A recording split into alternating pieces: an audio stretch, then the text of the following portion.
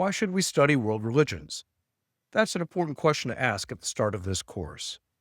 We do have a lot of work to do, so reminding ourselves why can help sustain our efforts. Our motivations for study also influence where we focus our attention and shape the attitudes we bring to our work. This lecture does not offer a complete set of reasons for the study of religion. It looks instead for a few reasons people choose to study religion, and then goes into greater depth on religious diversity in the United States today. Why study religion? First, religion is an important social phenomenon. Because of its prominence, people want to trace how religion influences those who practice it, and in turn, how its members influence the societies where they live. Second, religion touches on some of the most intimate and profound aspects of a person's life. People turn to religion at key moments in their lives.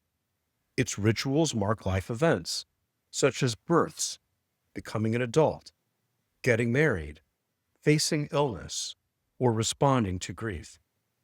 People draw from a religion to make sense of core life experiences, such as work, relationships, making new things, working for a goal, and relating with our natural world. Because religion is a human endeavor, appreciation for religion leads toward a deeper appreciation of human beings.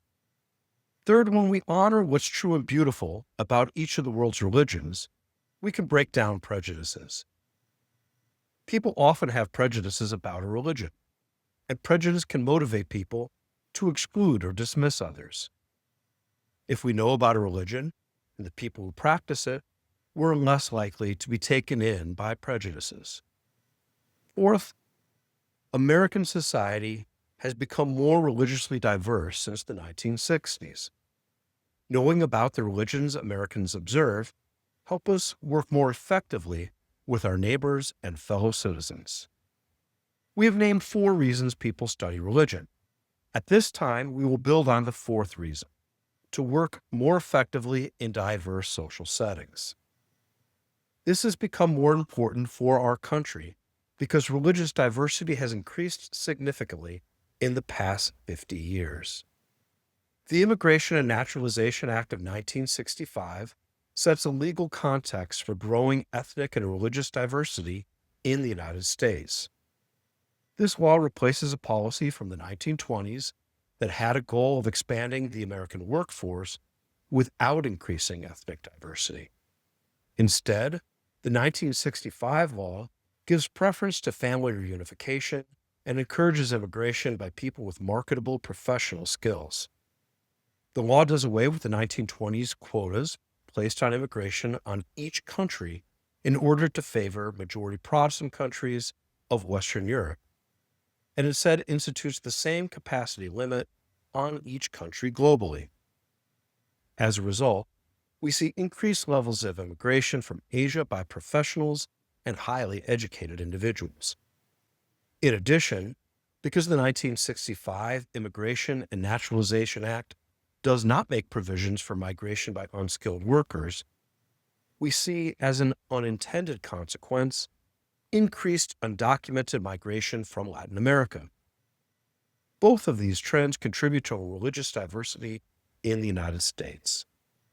This series of graphs shows the results of a longitudinal survey of Americans' religious affiliations conducted by Gallup from 1965 to 2025. During these 60 years, we see growth among non-Christian religions. Christians become internally more diverse. And we also see, in the last 25 years, a prominent rise among people who do not affiliate with a particular religion, the so-called nones. The Gallup survey data shows growth and diversity among Christians' religious affiliations. Over 60 years, we see a decline among mainline Protestants and growth in evangelical Christianity. But this does not tell the whole story. As immigration from Asia and Latin America increases, we see greater cultural diversity within Christian denominations. This is not always evident at the local level. Congregations often attract families from the same ethnic and cultural background. Since the 1970s, however, particularly in urban areas, we more regularly find multicultural congregation. Religious diversity tends to be greatest among young Americans between the ages of 18 to 29. Religious diversity also varies from one part of the country to another. In general, urban areas have more religious diversity. We also see more religious diversity in the Northeast, in Florida, along the Gulf Coast, in the West and Southwest, and on the Pacific Coast. We see the lowest levels of religious diversity in the South, traditionally called the Bible Belt, where Protestant affiliation dominates. We also find relatively lower levels of religious diversity in the Plains states of Nebraska, Kansas, Iowa, and Missouri, and in rural parts of the Midwest. In California, religious diversity differs slightly from the country as a whole because Catholics outnumber Protestant Christians, and about 30% of California's residents do not affiliate with a religion. The rapid rise of religious nuns in the 21st century also contributes to religious diversity. In 2025, this number reaches 24%, nearly 1/4 of the population. This group includes people who identify as atheist or agnostic, and those who do not affiliate with any religion. This does not mean they do not believe anything. Roughly half believe in a higher power or see themselves as spiritual. Given the religious diversity we find in the country, we might expect that most Americans have a friend who just share their religion. We might be surprised, however, to hear that more than 1/3 of the people in our country say that most or all of their friends come from the same religious background.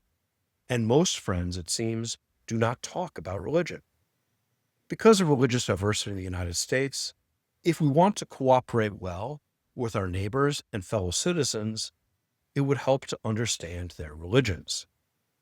If we're not typically learning about religion from our friends, we're going to have to learn about it by searching for valid sources about the topic, reading, listening to interviews, watching video, visiting congregations, and studying religious cultural products like art, architecture, music, and ritual.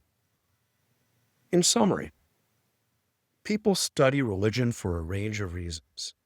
We named 4 of these today: to understand how religion influences people in society, to appreciate different ways human beings attribute meaning to life experiences, to challenge prejudices about religion, and to facilitate cooperation with our neighbors in religiously diverse contexts. Religious diversity has increased in the United States since the mid-20th century, largely due to shifts in patterns of immigration. As a result, we see greater internal diversity among Christians and growing diversity between religious groups. In addition, the first quarter of the 21st century has brought a growth in the number of Americans who do not identify with a particular religion.